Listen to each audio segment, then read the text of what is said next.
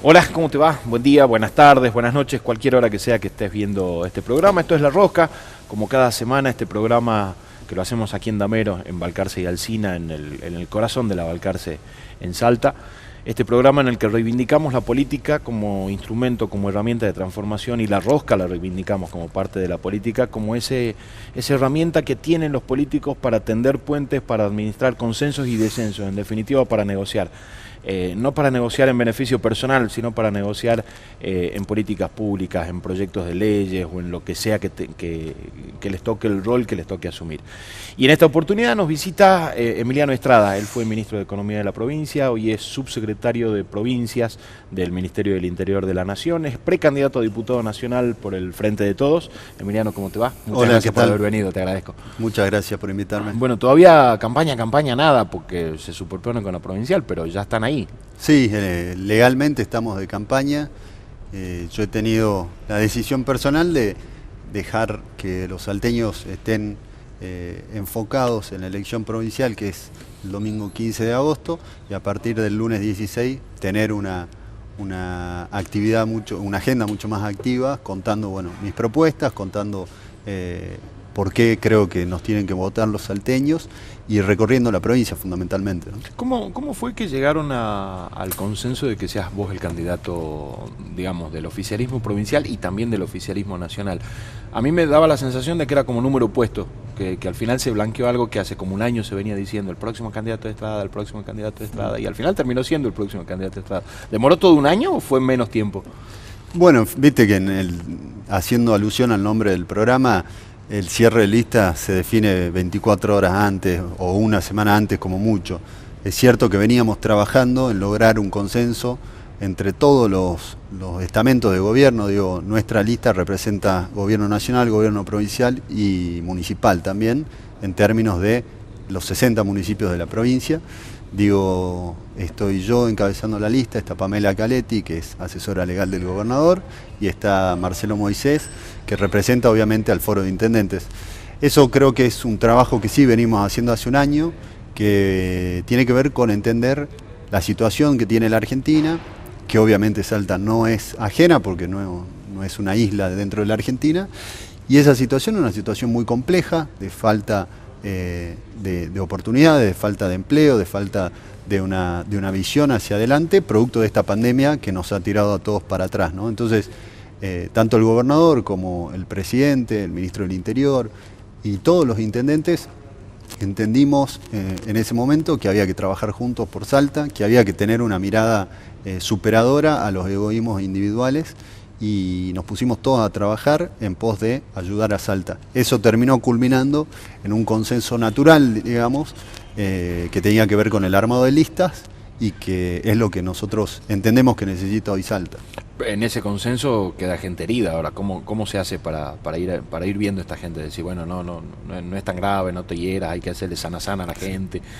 Bueno, es parte del arte de la política, poder persuadir y mostrarle a esos compañeros que quedaron heridos por qué esta estrategia electoral, por qué esta mirada de consenso entendemos que es la adecuada para este momento, y fundamentalmente porque en definitiva detrás de los nombres personales y las personas siempre hay algo que es superador, que es el proyecto político, que es tener una Argentina productiva, que es tener una Argentina con oportunidades, con empleo, ahora que estamos saliendo de la pandemia. Entonces, a todos los compañeros, a todos los dirigentes que quedaron por ahí susceptibilizados por el cierre de listas, lo que hay que mostrarles es que lo que está enfrente es el proyecto político de reconstruir la Argentina y no la candidatura personal de uno u otra persona, ¿no? Y esto mismo se le explica a la gente que no está metida en la política. Yo separo en dos, ¿no? La gente que le interesa y la gente que por suerte para mí es la menos, que te dice, todas las políticas son iguales y toda esa cantaleta que yo descarto directamente. Pero ¿cómo le explicás esto a la gente? Porque por ahí hay como porque también hay que saber administrar las contradicciones. Parte del Frente de Todos son opositores al gobierno provincial y están haciendo una campaña tremendamente opositores, y al final el Frente de Todos en la elección nacional es oficialismo provincial, como lo decías al principio, nacional, provincial y municipal. ¿Cómo se la contamos a la gente como para que más o menos entienda? Digo, ¿es la misma forma de decirle la de los compañeros que a la gente común? No, naturalmente no es la misma porque, bueno, la gente, el ciudadano hoy está preocupado porque falta oportunidades de empleo, porque tiene problemas producto de lo que ha sido la pandemia, porque tiene familiares que todavía están transitando el proceso de la enfermedad, y es distinto el proceso que mira dentro de un año electoral la sociedad de lo que mira la dirigencia política. La dirigencia política muchas veces comete el error de alejarse de la agenda y de la problemática social y enfocarse mucho en la política. Me parece que eso es uno de los grandes errores que viene cometiendo mucha parte de la dirigencia política, que cuando llegan las elecciones se da con un resultado que les sorprende. Bueno, ese alejamiento es un ejercicio que hay que trabajar todo el tiempo de no lograr alejarse de los problemas de la gente. Yo sin dudas que creo que la gente no tiene un interés por las internas de los políticos, lo único que quiere es ver de qué manera los políticos logran puntos de acuerdo para darle soluciones. Yo siempre pienso y me sitúo, ¿no?, en aquel que está viendo la televisión, pone el programa, no sé, de Fantino, y ve un economista libertario y un economista heterodoxo, ¿no? Y mira en la pantalla y ve dos tipos peleándose, gritándose entre ellos, y esa persona que está del otro lado de la pantalla, por ahí está diciendo, bueno, hoy salí a buscar laburo, no conseguí, no sé si llego a fin de mes. Y se supone que esas personas que están gritándose en la televisión son las que le tienen que dar la solución. Con lo cual, si vos te situás del otro lado de la pantalla, decís, lo que está sintiendo esa persona, que dice, se supone que ahí está mi esperanza, ahí está la solución a los problemas del país, y lo único que veo es griterío entre dos personas que no logran ponerse de acuerdo y que trasladan disputas personales a la sociedad. Me parece que ese es un poco el proceso que hay que evitar, y que lo que hay que hacer es contarle a la sociedad cuáles son las propuestas, por qué estamos haciendo esta lista y por qué queremos trabajar en el Congreso de la Nación en pos de Salta, ¿no? Claro, no hay empatía en la política, ¿no? Hay mucha dirigencia que está alejado de eso. Digo, yo parto de la base de que cada uno debe tener una posición ideológica. ¿Sí? Estamos más de izquierda, más de derecha, más ultra, más menos, no importa. Cada uno debe tener una posición, pero esa posición no te debe impedir nunca tratar de buscar algún lugar en el que donde acuerde. Totalmente. No, porque podemos estar de acuerdo, digo, vos podés ser muy de derecha y yo muy de izquierda, pero los dos queremos en algún punto lo mismo. Bueno, vamos a ver cómo hacemos para buscar eso, cómo hacemos para resolverlo. Sí, porque además, digamos, como decían hace poco tiempo, 2 por 2 es 4, sea de derecha, sea de izquierda. Digo, hay cuestiones que son de consenso natural. Digo, después, lamentablemente, se le pone un manto de marketing, un manto discursivo político que genera confusión, ¿no? Pero digo, ¿yo qué quiero para Salta? Hace muy pocos días presenté un libro que se llama Salta Productiva. Quiero una Salta productiva, quiero una Salta que se pueda desarrollar y generar oportunidades no solo en la capital, sino en el interior, para evitar que vengan salteños a buscar oportunidades a la capital que no las encuentran, y entonces se sigue generando la situación desoladora que tenemos en muchos barrios de la ciudad. Ahora, como también planteo en ese libro, no hay proyecto de provincia si no hay proyecto de país. Es decir, si la Argentina cada 15 años no paga la deuda y va al default, si la Argentina cada 15 o 20 años toma deuda indiscriminadamente y entonces entra en un proceso de default, abre las importaciones, entonces destruye el empleo de las pymes locales y después genera altas tasas de interés y fuga de capitales, bueno, en ese proceso no hay ninguna posibilidad de que ninguna provincia se desarrolle, pero no solo ninguna provincia, ninguna pyme, ningún trabajador va a encontrar esperanzas. Por eso, hoy parecería ser que ese descontento con la política lo está capitalizando cierto sector de la antipolítica, pero en definitiva lo que está pasando hoy es que cuando uno mira el proceso económico de la Argentina, yo soy sub 40, me acuerdo de 2 crisis, la del 2001 y la del 2018-19. Las 2 crisis tienen características económicas muy similares: endeudamiento desmedido, fuga de capitales, apertura de las importaciones. Es más, te digo, entre 2016 y 2019, en la Argentina cayó el empleo registrado y aumentaron muchísimo los planes sociales.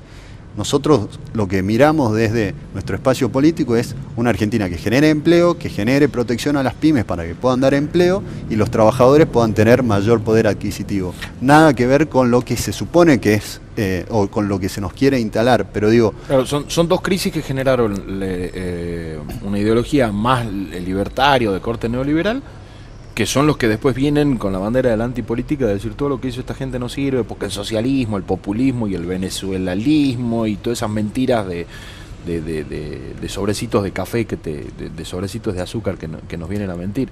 Y sí, es bastante complicado, digo, porque ¿cómo haces?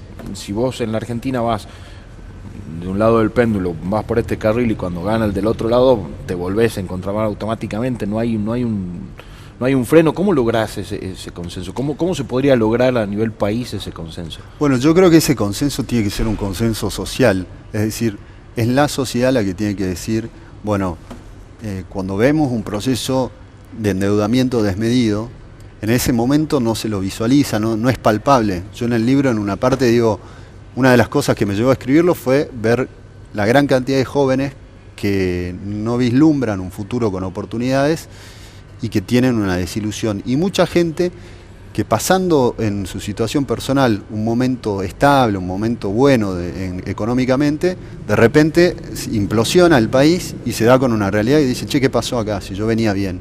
Bueno, eso muestra que lo colectivo afecta a lo individual y lo individual genera lo colectivo. ¿Qué quiero decir con esto?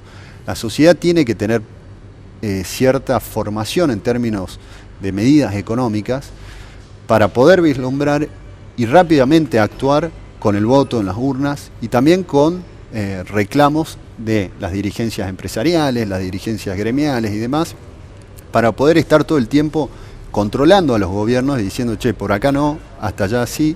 Entonces, a mí me parece que lo que vivimos en el 2018, esa crisis que empezó con la corrida cambiaria, con ir al Fondo Monetario de nuevo a pedirle plata, que digo, yo no tengo una mirada negativa en términos de a quién le debemos plata. La mirada negativa la tengo de quienes pidieron prestada plata.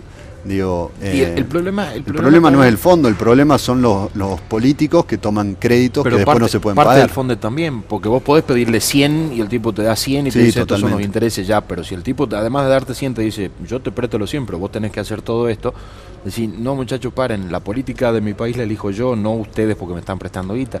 Hay una parte del problema en el... Por eso es que nosotros planteamos la necesidad de no tener endeudamiento desmedido, porque el endeudamiento te genera condicionamiento. La única posibilidad que tenés de tomar decisiones autónomamente es no debiéndole nada a nadie. Ahora, el proceso que vivimos en el 2018, además de tener similitudes muy fuertes en términos económicos, tiene los mismos actores. Eso es lo más paradójico de este caso. Digo, la ex ministra de Trabajo de la Alianza, ministra en el gobierno de Seguridad. Sturzenegger, viceministro de Economía en el 2001, presidente del Banco Central. Digo, no es que la Argentina entre en crisis cada 15 años porque Argentina tiene un problema sistémico, no, es por el modelo económico que se aplica. Pero en cabeza de esto aparece un empresario que siempre fue parte de la patria contratista, de los tipos que se hicieron millonarios viviendo del Estado. Y yo reivindico mucho las personas que hacen política y que se dedican a la política, porque son personas que con errores o con aciertos dedican su vida a la formación del conocimiento del Estado, de la administración, y no aquellos que vienen a entrar un rato, 15 minutos, si la cosa sale mal se vuelven a ir porque no hay una responsabilidad social sobre esas personas. Entonces, yo creo que aquel político que hace las cosas mal y después que es político y hace política, llega el momento de las elecciones y la sociedad lo castiga si hizo las cosas mal. Aquel que entró 15 minutos y después se fue a vivir afuera del país no tiene ninguna responsabilidad y eso me parece que le hace mucho daño, no solo a la política, sino a la construcción de un país y a la generación de expectativas también para construir un país hacia adelante. Pero con esto cierro, digo, me parece que lo que necesita la Argentina es una dirigencia política que en principio ame a Salta y ame a la Argentina.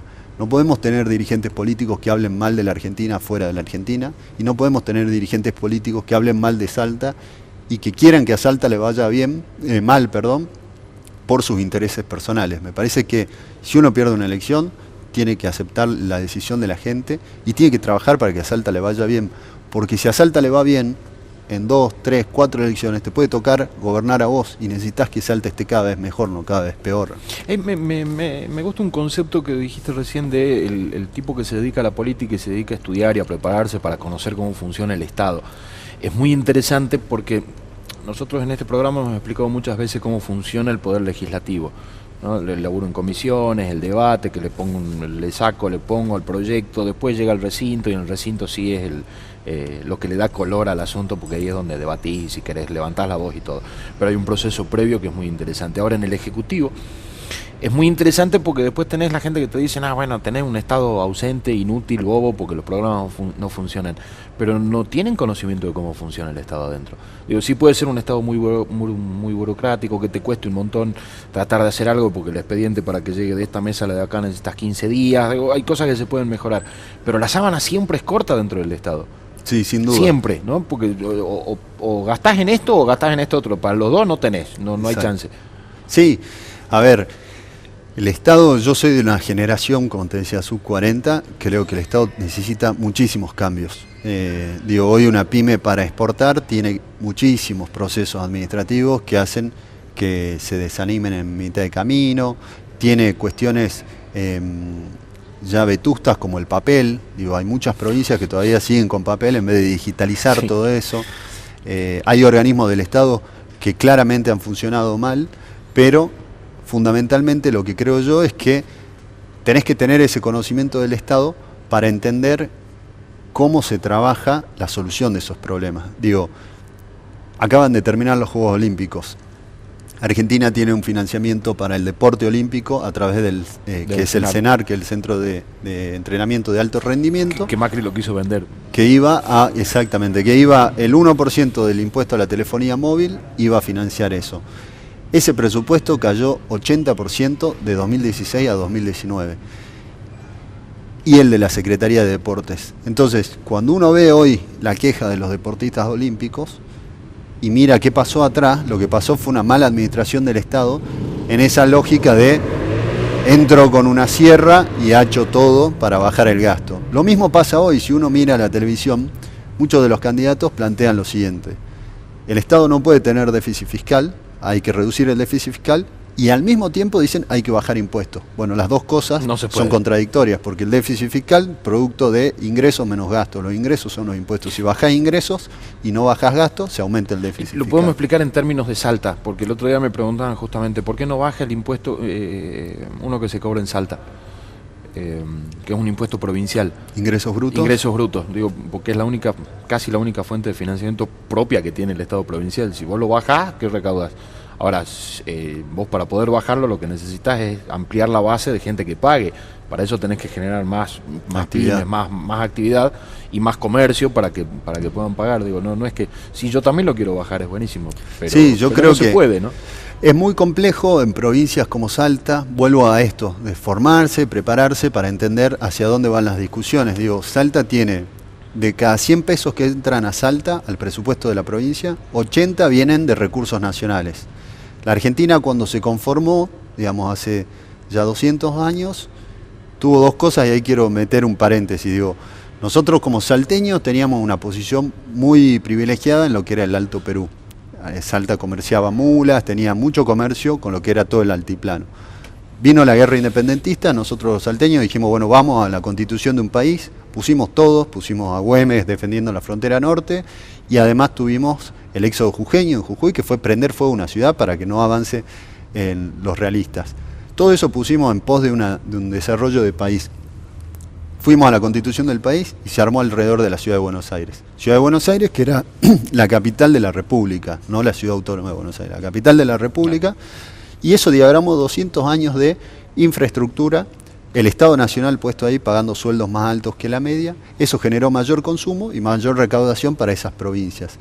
Estos 200 años de atraso llevaron a que Salta, de cada 100 pesos que le entran al presupuesto, 80 vengan del gobierno nacional, que fue una cesión de las provincias. Las provincias tenían mala recaudación en cada una de las provincias, entonces dijeron, que recaude AFIP, recauda más eficientemente, y una vez que recauda, coparticipa. Ese es el proceso tributario en la Argentina. De cada 100 pesos que entran a Salta, 80 vienen de la nación. De los otros 20 pesos está la recaudación de ingresos brutos, de regalías petroleras, mineras, etc.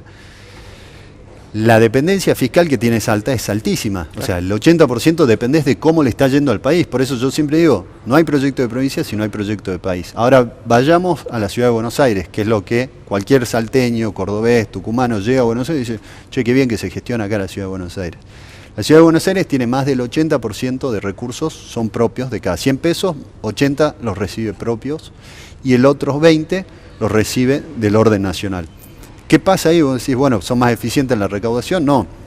Hay un Estado que se constituyó en la Ciudad de Buenos Aires, que paga mejores sueldos, que hace que haya mayor poder adquisitivo, que se consuma más, hay más restaurantes, hay más hoteles, hay más cines. Eso genera recaudación de ingresos brutos, pero además ingresos brutos tiene una particularidad. ¿Cómo se paga una empresa? ¿Cómo paga ingresos brutos? El 50% lo paga por donde imputa el gasto, es decir, yo soy YPF, por ejemplo. YPF tiene sus oficinas en la Ciudad de Buenos Aires, en Puerto Madero. Tiene toda una torre con empleados. Entonces YPF dice, bueno, yo mis gastos los origino en la Ciudad de Buenos Aires porque tengo la mayor parte de las oficinas administrativas. Eso determina el 50% del total. De cada 100 pesos que vos pagues de ingresos brutos, 50 lo vas a pagar en la Ciudad de Buenos Aires porque tenés imputado el gasto ahí. Claro. Y lo otro se imputa por dónde vendés, en Neuquén, en Salta, etc. ¿Qué termina pasando entonces? Que la Ciudad de Buenos Aires recauda mucha plata de ingresos brutos por YPF. En la Ciudad de Buenos Aires no hay una gota de petróleo. Por empresas cerealeras no hay una sola planta de soja. Claro, por todos los bienes que se producen, se paga en la Ciudad de Buenos Aires. Eso determina una sociedad concentrada en la Ciudad de Buenos Aires y con falta de oportunidades en el interior.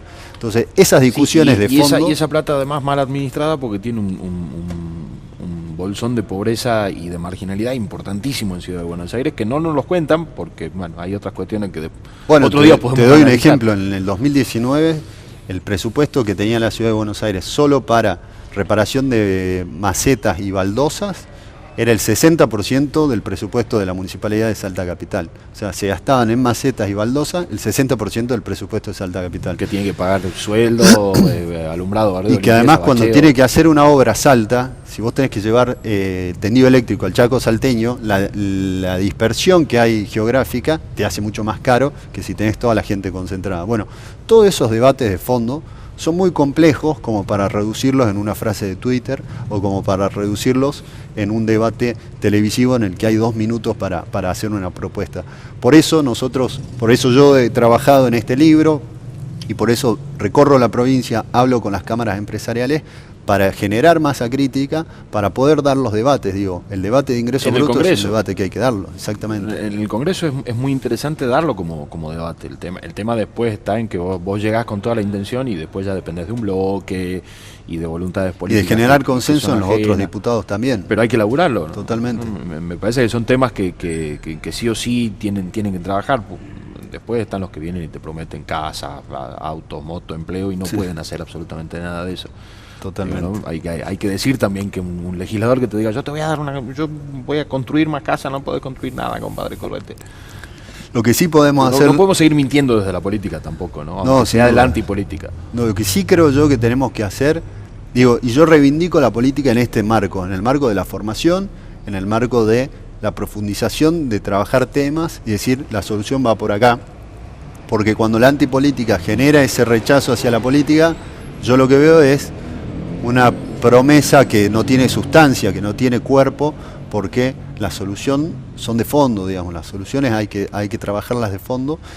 Y sí creo que en Salta, volviendo a la parte de los consensos, nosotros tenemos 10 legisladores. Yo en el libro trabajo una serie de obras que entiendo que son fundamentales en términos de infraestructura para que la provincia pueda tener desarrollo. No hay posibilidad de que alguien se instale en el parque industrial de Pichanal si no hay potencia eléctrica, si no hay un gasoducto o si no hay rutas o ferrocarriles que bajen los costos y nos permitan ser competitivos. Ahora, tenemos 10 legisladores. Esos 10 legisladores, naturalmente, tenemos que estar todos de acuerdo en que estas son las 5 obras prioritarias. ¿Por qué digo las 5 obras prioritarias? Porque cuando llega la discusión del presupuesto nacional, son los legisladores nacionales los que trabajan sobre esas obras prioritarias. Y si cada uno de los 10 legisladores va con una mirada individual y egocentrista de cuál es la obra que va a pedir, porque yo me llevo bien con este intendente o con aquel, y no generamos un consenso de que estas son las 5 prioritarias, la sábana corta hace que no haya para 20 obras, hay para 5. Bueno, nos pongamos de acuerdo los 5. Si vamos los 10, capaz que ni siquiera llegamos a 5, capaz que podemos meter 3. Claro. Porque depende el contexto que venga. Exactamente. En eso creo que es la fortaleza de nuestra lista. Nosotros vamos a trabajar con el gobernador para ayudarlos a gestionar todas esas obras y esas necesidades que tiene él en su plan de gestión como prioritarias y vamos a hacer los aportes que tengamos que hacer, pero vamos a trabajar en ese sentido. No vamos a trabajar en una lógica nacional en la que entremos en discusiones con el gobernador por si las escuelas están abiertas o no en la ciudad de Buenos Aires, como pasa actualmente con otros legisladores nacionales. Nosotros queremos trabajar para Salta y discutir el modelo de Salta. ¿Qué hace la ciudad de Buenos Aires? ¿Qué hace Córdoba? Es otra discusión que a nosotros no nos atañe en el marco de pensar en una Salta productiva. Te llevo un cachito a tu propia historia como para que vamos redondeando. ¿Dónde nace políticamente Emiliano Estrada? Porque se dijo, y yo no lo sé exactamente, que venía de la Cámpora, que venía ¿De dónde viene a la política Emiliano Estrada? Antes de ser ministro de Economía, porque después apareció ministro de Economía y todos nos miramos y dijimos, ¿de dónde salió? Porque no sabíamos, digo, claro. no es por malo decir de dónde apareció ¿no? Claro. Bueno, vengo de una familia política de toda la vida. Mi padre es una persona apasionada por la política. Si le aprovecho para mandarle un saludo, que está todavía internado porque tuvo COVID y estuvo bastante grave un mes y ahora ya está saliendo, gracias a Dios. Y él fue el que me inculcó, digamos, los valores y la pasión por empatizar con los problemas de la gente. Eso me generó una segunda instancia que fue decir, bueno, perfecto, la participación política, todo, pero ¿cómo se soluciona? Formándome, trabajando, conociendo. Y desde chico siempre tuve la participación con él, obviamente acá en el partido, en la provincia de Salta. Después me fui a Buenos Aires, trabajé y participé, digamos, en actividades dentro de la facultad. Yo estudié en la Universidad de Buenos Aires y siempre estuvo mi vida ligada a la política y obviamente siempre al Partido Justicialista, así que de ahí viene mi pertenencia y mi participación en la política. ¿Te sorprendió tu candidatura a vicegobernador hace 2 años? Sí, me sorprendió porque era una cosa que no la venía trabajando, como sí te podría decir que veníamos trabajando en el consenso de la lista de diputado nacional, pero no tenía una mirada puesta en esa elección. Me sorprendió porque un día yo estaba en Buenos Aires, me acuerdo patente, estaba en una reunión yo era ministro de Economía, con una calificadora de riesgo que estaba evaluando la deuda de la Argentina, y cuando salgo de la reunión veo una noticia en el diario: Estrada podría ser el vicegobernador, candidato a vicegobernador. Y bueno, cuando salgo de la reunión me doy con que 48 intendentes de la provincia se habían reunido y habían pedido que yo fuera el candidato a vicegobernador. A mucha gente le sorprendió porque dijo, ¿cómo un ministro de Economía que parece muy un burócrata estatal, digamos, un técnico? Y en realidad eso fue producto de 1 año y medio que tuve de gestión, en el cual visité todos los municipios, me interioricé por los problemas de los intendentes y de la gente de esos municipios, y fuimos generando una relación en la que ellos vieron o entendieron que yo podía tener una representación del federalismo salteño, es decir, sentían la confianza de que si yo participaba en la elección ellos iban a estar representados por mí. Y bueno, la verdad que eso me llevó a participar, más que nada por el impulso de ellos. Y del 2019 para acá, yo creo que no hay que arrepentirse de las decisiones que uno toma, porque de alguna forma aquellas decisiones te traen a este momento. ¿Qué cambió en Emiliano Estrada? ¿Qué visión de la política cambió en Emiliano Estrada hoy de cara a la campaña, ¿no? Sí. Que es totalmente distinta, en otro contexto, pandemia y demás, digo, pero... Naturalmente, en política y en la vida, en realidad uno siempre va aprendiendo, va madurando y va teniendo más experiencia, pero en el medio apareció la pandemia. La pandemia cambió una mirada de la política, de la sociedad. Creo que la sociedad no va a volver a ser la misma cuando pase la pandemia. Y fundamentalmente el cataclismo que se generó a nivel mundial, que produjo que haya un aumento de la pobreza en todos los países, que haya aumento del desempleo. Digo, Estados Unidos llegó a tener 14 puntos de déficit fiscal, de impulso fiscal que puso para poder sostener la crisis económica. A nosotros nos agarró en una situación mucho peor y pudimos llegar alrededor de 5,5 puntos.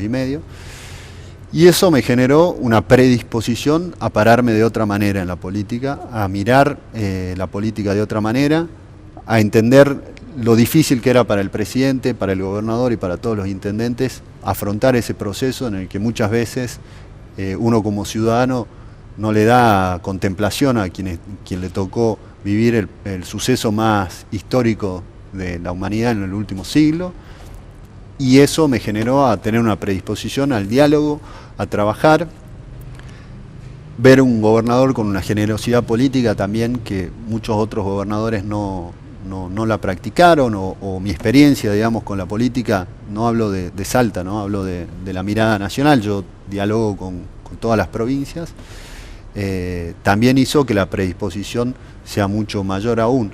Así que creo que en este marco de diálogo, de consenso, de haber encontrado la oportunidad de ayudar a Salta cuando tuve que hacerlo en medio de la pandemia, de ayudar a los intendentes con recursos, con obras, nos generó una fortaleza política que creo que es lo que más destaco del aprendizaje de este año y medio.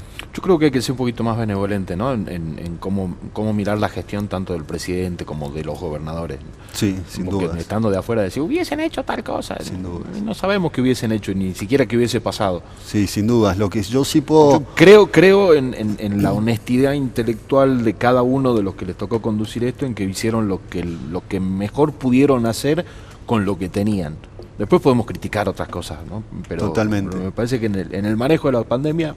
Bueno, una de las cosas que a mí me generó, si querés, críticas internas de algunos compañeros del espacio político, fue la mirada benevolente y contemplativa que tenía para con toda la dirigencia política que estaba a cargo de los ejecutivos, en esta provincia y en todas las provincias.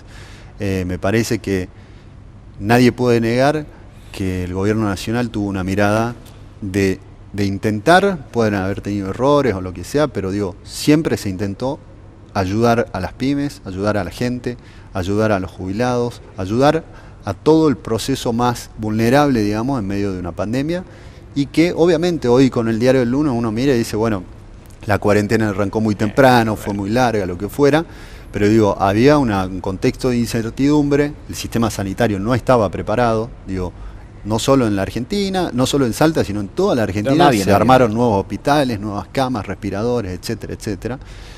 Y nosotros hoy podemos decir que en la Argentina, excepto casos puntuales que podamos mencionar, que no sé, en Río Negro pasó en algún momento, pero digo, en Orán, en Salta, en algún momento al principio de la pandemia hubo complicaciones, pero digo, en términos generales, la pandemia resultó con disponibilidades de camas, atención, el personal de salud que hizo un esfuerzo fenomenal, que nunca bajó los brazos, que siguió sacrificándose, que le puso el pecho, que perdieron vidas y demás. Creo que todos como sociedad hemos generado un aprendizaje y una lógica de que lo colectivo está por arriba de lo individual. No hay forma de salvarse individualmente cuando todo se cae. Y eso me parece que es el mejor aprendizaje, y me parece que, como vos decís, hay que tener una mirada contemplativa con los ejecutivos. Digo, yo lo veo al gobernador, el gobernador, al igual que el presidente, asumió el 10 de diciembre y el 1 de marzo ya empezó la pandemia. Digo, tuvieron 3 meses de gestión y a los 3 meses le vino una pandemia, le tiró todo por los aires. Cualquier proyecto que haya tenido el presidente o el gobernador en términos de gestión para el desarrollo económico y demás, tuvo que ser pospuesto porque había que atender la pandemia. Entonces, me parece que esa mirada hay que tenerla con todos los ejecutivos, y hay que saber que cada uno de los que está gobernando hoy, digo, al gobernador no le gusta haber asumido el 10 de diciembre y tener problemas con las comunidades originarias al mes de haber asumido, tener una pandemia después. Y al presidente tampoco le gusta haber asumido con un país en default, sin un ministerio de salud, con los medicamentos para los jubilados que se los habían quitado. Digo, era todo un proceso muy vertiginoso, pero creo que hay que trabajar con esa mirada de decir lo colectivo, siempre lo colectivo, para poder salir adelante, ¿no? Te agradezco mucho por haber venido. Muchas gracias por invitarme. Gracias.